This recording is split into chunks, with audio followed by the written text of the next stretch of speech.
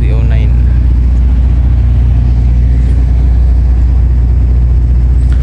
So dito yung tambayan ng mga barko ng bagong dating guys. So bago makapasok dito sa looban guys, hinihila ng tugboat kasi hindi kaya i-maneuver kung walang tugboat na mag-guide.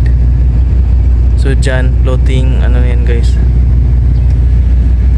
yan sa likod, floating shipyard yan guys. So may mga ginagawa yan, mga nasa gilid guys, mga ginagawa yan. Tapos yung mga bangka na yan, yan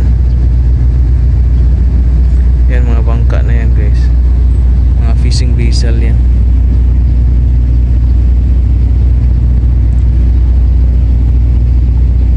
Yan mga fishing vessel, pero inaayos.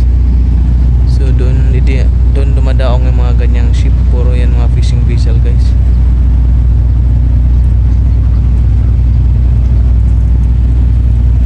Yan mga tropa. Ito. Yan, floating shipyard. May fast cut dyan guys. May mga iba-ibang may cargo ship at saka mga cruise ship, mga local lang na mga barko.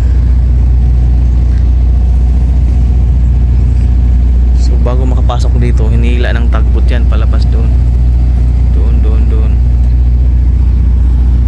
Yan guys, yan buhay namin dito. Bago kami makalabas dito, nag-ano kami guys, nagra-rubber boat punta doon. Hello guys.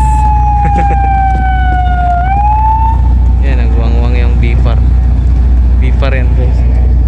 Ito na barko, Bifar. So Bifar din tong sinasakyan namin.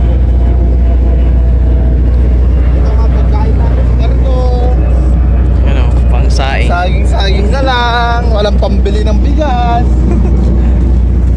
So yun lang guys.